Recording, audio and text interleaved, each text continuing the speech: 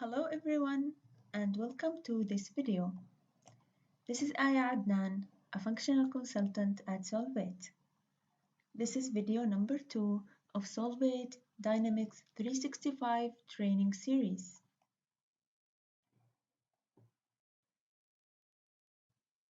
We started explaining payroll module. In the last video,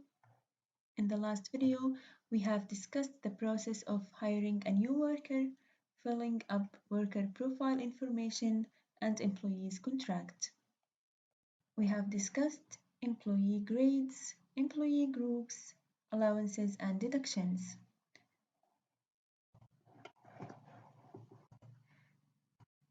In this video, we will be discussing employee profile in more details. We had an overview in the last video. We discussed how to hire a new worker. We have discussed also worker addresses and some employment details.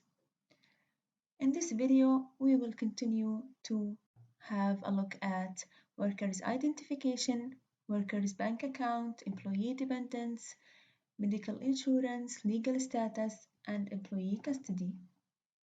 Let's get started. First, we will go to Solvait Payroll, then Workers.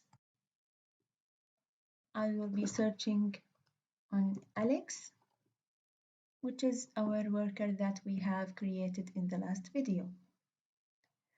In this video, we will have a look, as I said before, at the personal details, worker master file, such as identification, custody, legal status.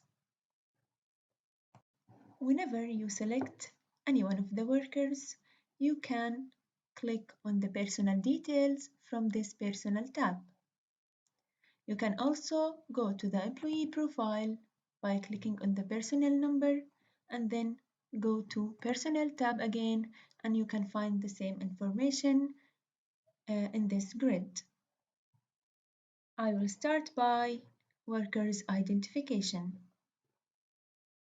In this worker profile, I will click on identification to create a new identification to this worker. First, I choose the document type, whether it's passport, iqama, national ID, work permit, car license, financial number, visa, border ID, and so on. I will choose passport, and then I will click or enter the document number, which is the passport number. I now entered some information, document number. You can also add the issue date, expiration date, document state, and also the issue place and some other information. And you can specify if it's a primary or not. I will add some examples now. Now I added two other examples. National ID, I added some information for it. The document status is copy. I added the dates, and also I added here iqama number and iqama details. So you can add as many as you want for employee identification. We are done now with workers identification. Let's go to bank accounts. Go to Solvait Payroll, worker, employee, employee or worker, then bank account in personal tab. Here you can find all the bank account details such as IBAN number, name of bank, bank code, ATM card number, bank account number, and so on. Also, you can specify the status of the card, if it's received or not, the SWIFT code, and other more information related to the bank, such as the address. You can specify the address, you can specify the contact information, and so on. So this is how it is. In this section here, or in this field, you can find the bank code. So this is optional. every bank has a bank code or abbreviation for the bank. For example, here we have Bank of Europe. This is its abbreviation or bank code. All these information are editable and can be added directly. Also here in the bank group, you can add as many as you want of bank groups. When you click on view details, you can find them. This is just a random data, and this is just Bank of USA, Bank of Europe, and so on. Also here you can add as many as you want. This is the name of the bank, and this is the account identification. It can be anything. It can be any account identification you want to be added. And you can add by new, you can add as many as you want of employees' bank accounts. Also, I would like to mention that there is another way, or there is a tab or window you can access bank account names that can be defined from the setup. Go to Solvait Payroll, then Setup, then General. You can find here the bank account. In this bank account section, you can add as many as you want of bank account names and can be selected from the window here. There is a certain format for IBAN number and there is a certain format for a bank account number. For example, IBAN number should be 24 digits and should start by SA in Saudi Arabia. So we can have the validation whenever you try to make it less than 24 digits, for example, or to change the format, it can be saved and there will be a message displayed that says the format is wrong and so on. The same for bank account number. It can be or it should be a certain number of digits. Now we are done with bank accounts. Let's go to employee dependents. Go to Solvait Payroll, employee or worker profile here, select it, then click on employee dependents in personal tab. This worker has one dependent, which is a daughter named Sarah, Arabic name, and here is the relationship daughter, and here is the dependent name in English and dependent ID. And also here we have the dependent identification information, identification number, and identification type, whether it's a comma, passport, or national ID, and so on, whether it's a primary or not. And also we have some other information such as the birth date.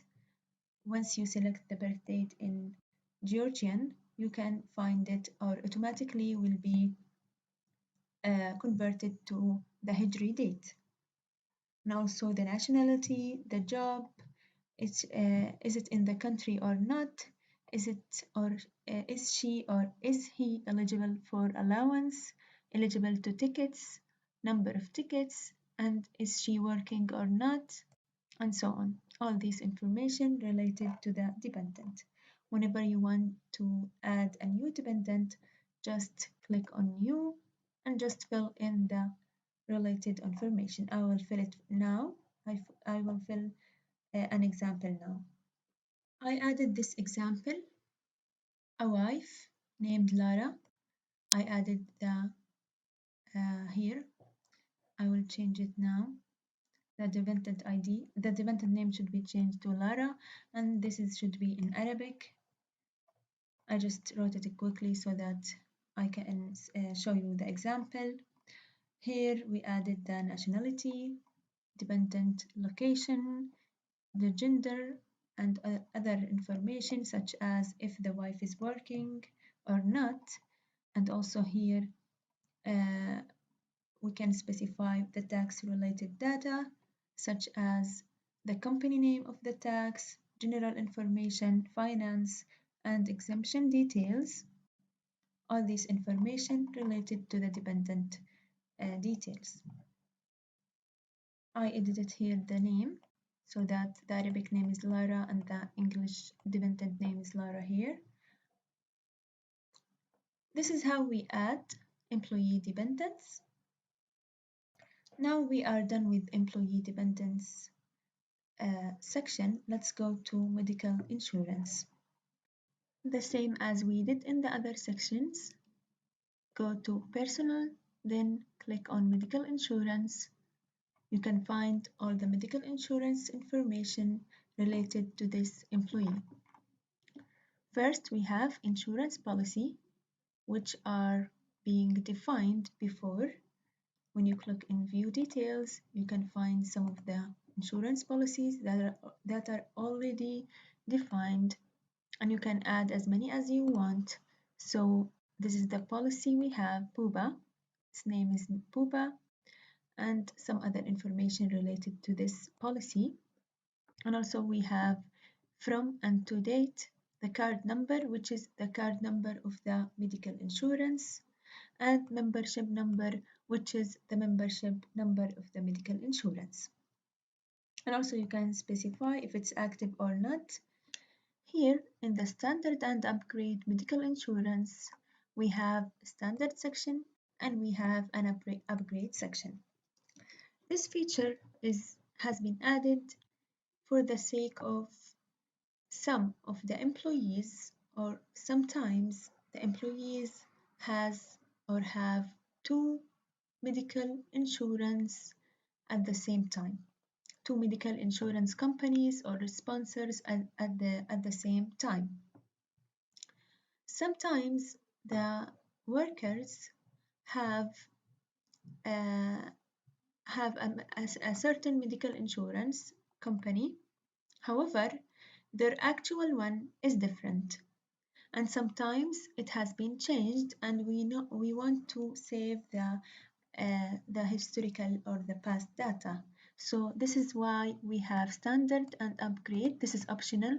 It's just for the sake of saving data, as I mentioned, or sometimes the actual medical insurance is different from the one that is written in the employee's profile. Also here, we can specify the cost of the medical insurance, and this cost also reflects in some reports of the medical insurance. In the other section, which is general section, we can find the age of the worker, we can find if the medical insurance is covered or not, and also there is some additional data can be added, such as receiving date, if the card received or not, and the level ID is mandatory. Level ID means the level of the medical insurance. Sometimes it's A, B, C, VIP, depends on the country's policy, on the country of the or the medical insurance company policy in which they specify these levels. Finally, here we have the dependents medical insurance. We can add all the dependents medical insurance details, the same details of this profile, but for the dependents. For example, here, Sarah has insurance policy, has this medical insurance policy, this is ID, and also the from and to date, level ID, medical insurance cost, client number, membership number, whether it's covered by the company or not, and the card number, age, and medical insurance cover, is it active or not. This is everything related to the medical insurance. We have covered the medical insurance section. Let's now go to workers' legal status. Go to worker profile, personal, then click on worker legal status. This is a drop-down list of the worker legal status information, which includes sponsorship and entry visa information. First, we have the legal profession. You can choose from the list the legal profession. The sponsor ID also can be chosen from the list, which is Al-Kafil ID, رقم الكفيل. Number of times sponsorship transfer can be also specified, and there is the section of entry visa. The section of entry visa, in this section you can find the entry number, entry date, Hijri entry date, entry port if any, and also issue date, Hijri issue date that that will be converted automatically from this date. Also issue place, visa number, and end date of the visa. So these are all entry visa information. Finally, we have social insurance information, which is social insurance number that can be added here, social insurance profession, because it's sometimes different from the legal profession, and also social insurance start and end date. Also, we have social insurance, or what we call GUSI, end date, and also the office. By the way, GUSI is an abbreviation for social insurance, which is referred to or stands for GUSI, General Organization of Social Insurance. This is how we specify the worker legal status. I will just click on OK, it will be saved automatically. Now we are done with the legal status section. Let's go to finally look at or discuss the employee custody. The same as we did in the other sections, go to Personal and then click on Employee Custody. You can add the employee custody and find the employee custody from this tab. Here we have the type of the custody, whether it's a fixed asset or not, the name of the custody, ID of the custody, and the department in which it has been borrowed. Custody is anything that is related to the company that will be returned by the employee. And we have the start date when it has been borrowed, and also we have the end date when it should be returned. Also, we have the receiving worker that can be specified so that we know who will receive this or who will to who will be returned to. And here we specify or choose if it's returned or not. By clicking on confirm, we confirm that this worker has received this custody.